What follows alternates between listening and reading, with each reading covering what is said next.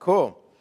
Hello, everyone. Welcome back. On behalf of the Russell Sage Foundation, the Alfred P. Sloan Foundation, and Duke University, it's my pleasure to welcome you back to the Summer Institute in Computational Social Science. Today, we'll be talking about experiments. It's my pleasure to also welcome everyone watching on the live stream.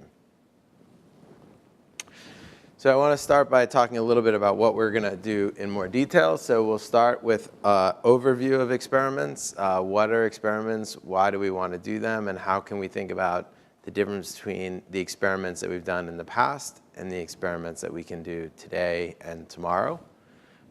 Then we'll talk about how we can move beyond simple A/B tests and use ideas from social science to help us design more interesting and more informative experiments.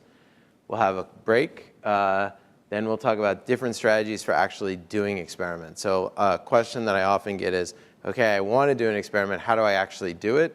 And we'll talk about 4 different strategies that you can use. None of these strategies is perfect. They all involve different trade-offs. And so a big challenge is finding the right way, the right trade-off for the research question that you have. We'll talk a little bit more then about zero variable cost data and the Music Lab experiment. And this is a theme that's come up several times over the course of the first week. And we'll see this again about thinking about fixed costs and variable costs. But we'll see this particularly in the design of experiments.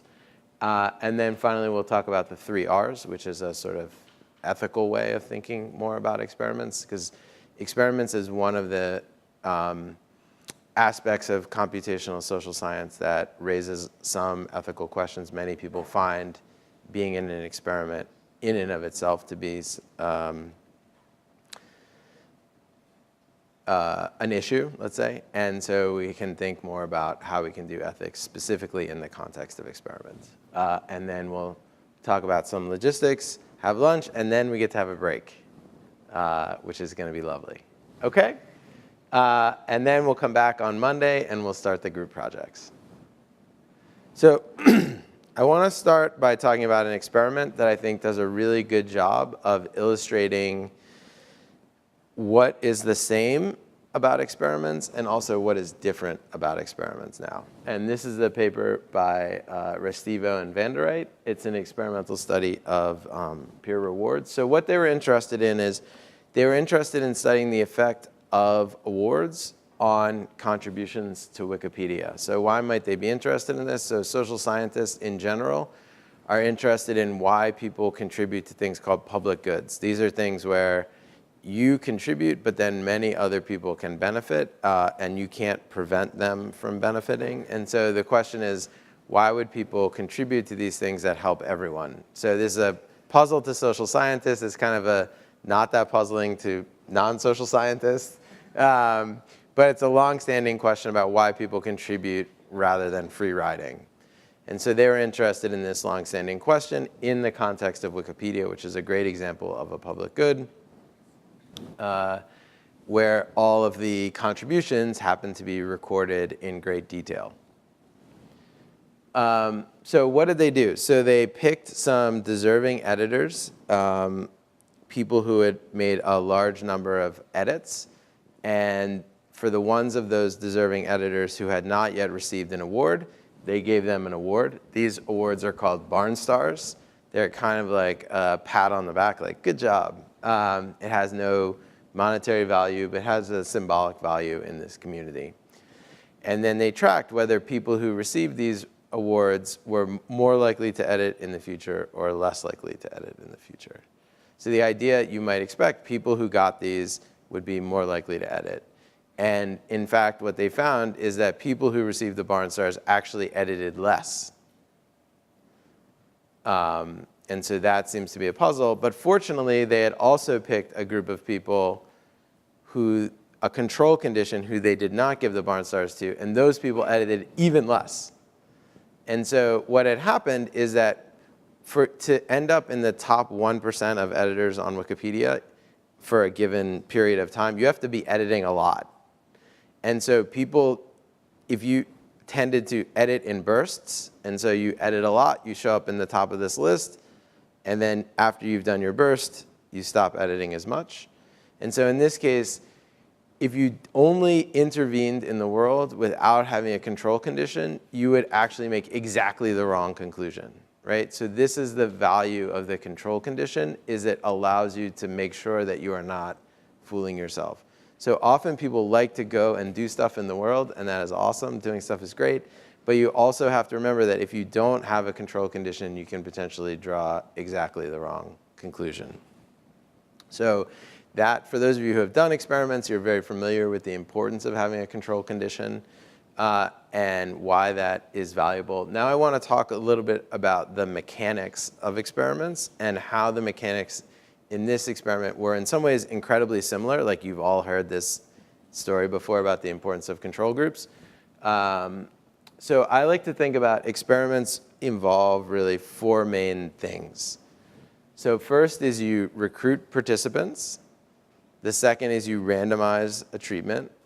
The third is that you deliver the treatment and you deliver the control. So I'm thinking of the control as kind of a treatment, because you can run into problems if the people in the control are getting the treatment some other way. And then fourth is you measure the outcome that you care about. And so in the past, in a sort of Psych 101 style lab experiment, all of this would be done in a sort of in the physical world using analog systems. And what happened in the Restivo and Van der Reyt was that all of these things were done in digital systems. Recruiting the participants was done completely online. Randomizing the treatment was done completely in a computer. Delivering the treatment was done completely in a digital system. And measuring the outcome was done completely in a digital system. And so what that means is that this is a fully digital experiment.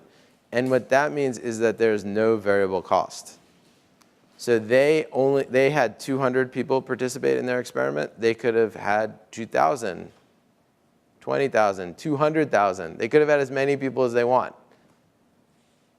So this shows you, I guess, some of the power. If you can, the more parts of your experiment that are in sort of digitally native infrastructure, the more you get this really nice cost scaling, which means you can run bigger and bigger experiments.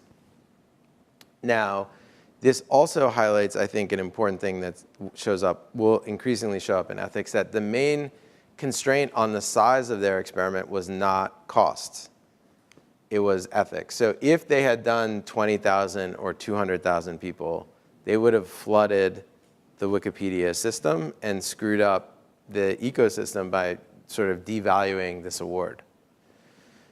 And so increasingly, this is also a great case of thinking about not harm to participants. So no one who got a Barn Star would be harmed if they gave out a bunch of Barn Stars. Everybody would be happy if they got one. But in this way, when you're intervening in a real ecosystem, you have the potential to sort of harm that ecosystem if your intervention is extremely large, even if no individual person is harmed. And so in this way, I think this experiment sort of reminds us of, one, why we do experiments, why they're helpful, what are the main components of experiments, and then also what we can do now if more and more of those components are done in digital systems. So I want to also clarify a piece of terminology. So in English, people often use the word experiment in kind of a loose way.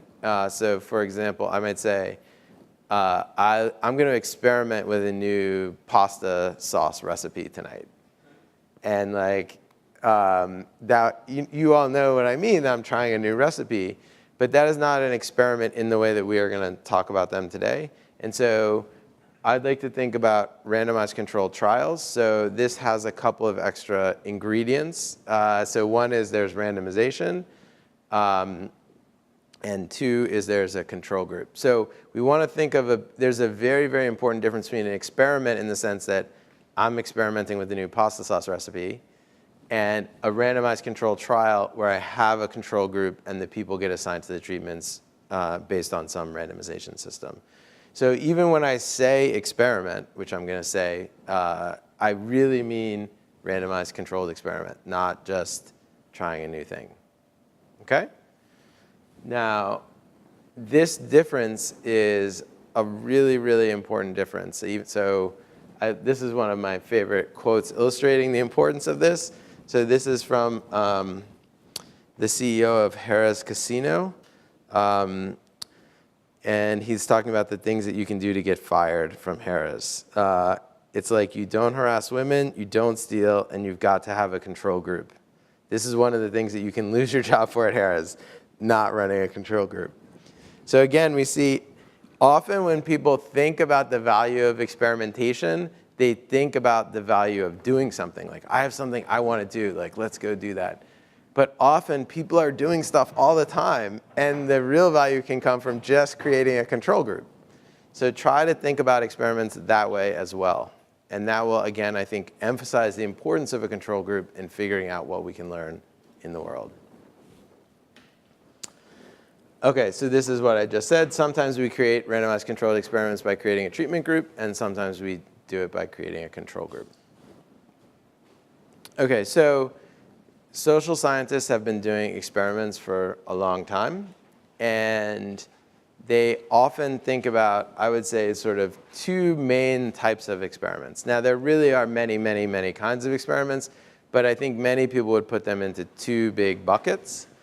So there are lab experiments. So these are things that generally happen in a controlled setting, usually in a college laboratory. Usually these involve students. Usually these involved a kind of artificial task, a task that people wouldn't normally do. And normally the stakes of these things are also artificial. Like you participate in them for course credit. Then people became, now these are actually really great for allowing you incredibly tight control over what you want to do. So if you have a theory, that theory involves being able to manipulate certain things in a very precise way. Lab experiments are great for that. Increasingly, people became concerned about what you can actually learn in these very artificial situations. And so they increasingly said, let's do experiments in the field, in the wild. And the idea there is that the treatments are potentially much more like the treatments are more naturally occurring. They're treatments that exist in the world. The participants in the experiment are potentially more diverse than college students. The stakes are natural. Often the outcomes that people care about are things they're actually doing in their life. And so there are many benefits to doing field experiments, and there are many benefits to doing lab experiments. This is kind of a trade-off that social scientists understand. So now I think we're going to increasingly see another dimension where we think more about analog and digital. And so we can imagine there are lab experiments that more or less use digital infrastructure. And there are also field experiments that more or less use digital infrastructure. And so a lot of the trade-offs that we already understand about lab and field experiments, I think can help us think more about the trade-offs involving analog and digital. And so in the book, I talk about each of these 4 examples. Analog lab experiments, this is kind of like Psych 101. We've been learning about the world a long time this way, and we've learned a lot, and I think we can continue to learn a lot this way. Then in these sort of lab-style digital experiments, I think this is where how I think about a lot of MTurk studies. So a lot of experiments on mechanical Turk have a lot of similarities to lab experiments. You have this somewhat unusual population. You're giving them something that's so boring that you have to pay them to do it, and is disconnected from the rest of their lives. So it seems new and digital, but it has a lot of the limitations that you would also associate with lab experiments. Then in the so analog field experiments, again, we have many examples of these from the past. These are great. And then we can sort of move along this dimension based on how much of the experiment uses digital infrastructure. And so I start off by talking about the Restivo and Van der Reyt, which it's fully digital in all of its components. And so that, I think, is an example of a digital field experiment. Okay?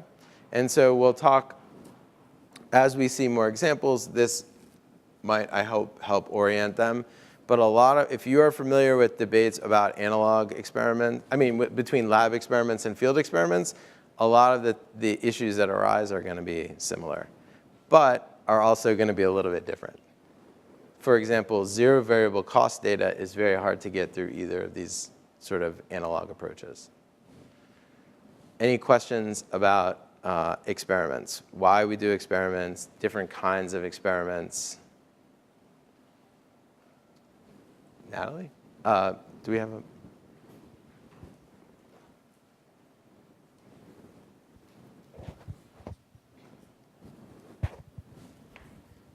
This might be more of a question for the room than for you, but Sure. I bet you also have ideas. Is there sort of differential appreciation for field experiments across fields? In psychology, they're the gold standard, but people don't take the time to do them that often.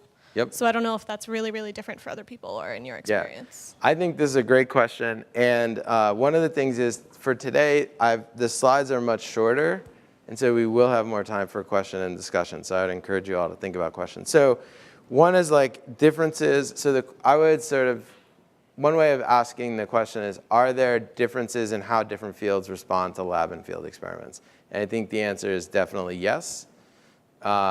I think part of this is tradition in the fields, and part of it is the kinds of processes that they're trying to study. So my sense is that some of the stuff psychologists are interested in is very subtle.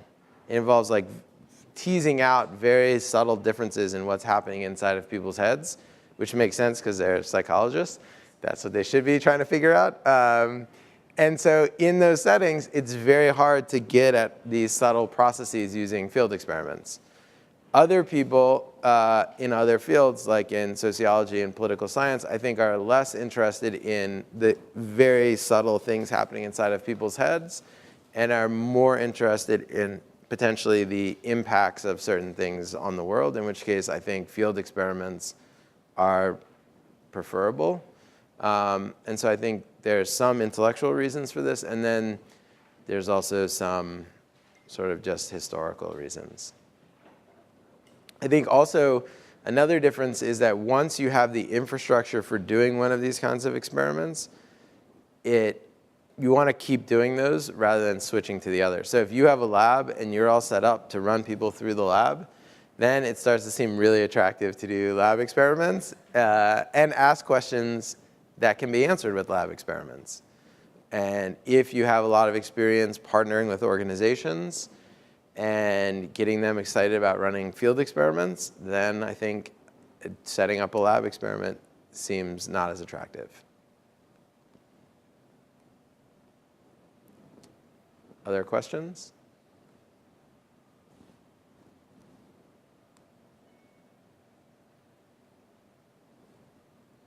All right, let's keep going. Oh, yeah, Carson?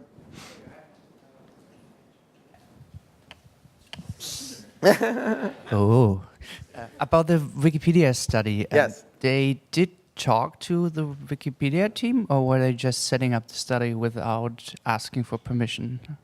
Because I feel like many of these experiments, you could argue that you do them in a way without harming the environment so much, but so actually without getting permission, but I still feel like that's an important thing, right? It's a great question. So this, I guess, gets to the nature of consent and how consent would work and whether you need consent from that community.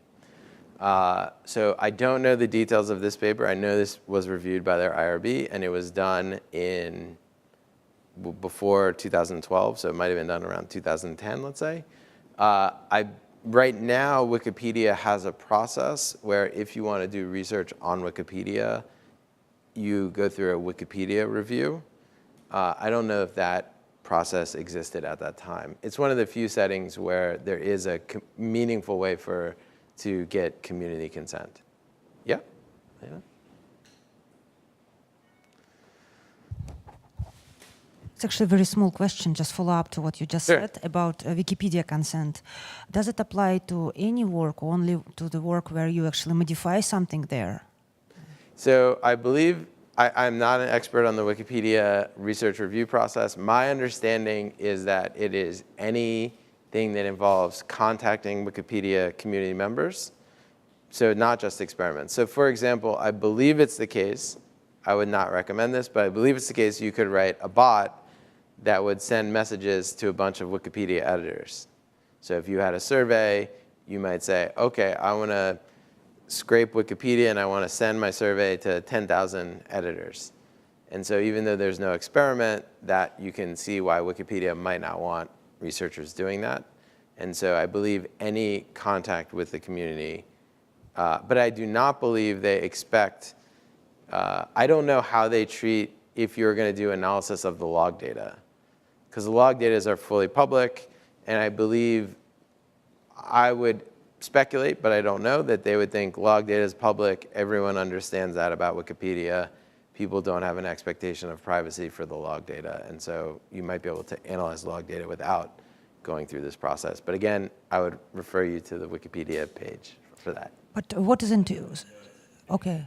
Policy that's around 200 people, or at least that's what's been negotiated in the last few papers I've seen. So smaller things. So they allow again what? Sorry, I didn't. Wikipedia has been allowing very small samples of people. So I think the process now is to contact them and say that you want to do a survey. But will this apply, for example, you do small edits on the pages? Because you you contact, but implicitly kind of, because they... Oh, you mean, is it like, will you be allowed access? Yes. No. I mean, like, what if you, for example, you experiment in like making certain edits, like... Okay.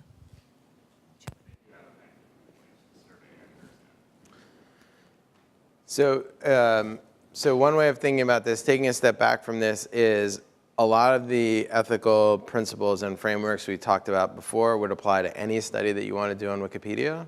But then there's this additional process that they have created for themselves as their community, and we should try to respect that privacy policy in the sense of we have this sort of respect for law and public interest, sort of like follow the rules of the communities you're doing research about. Other questions?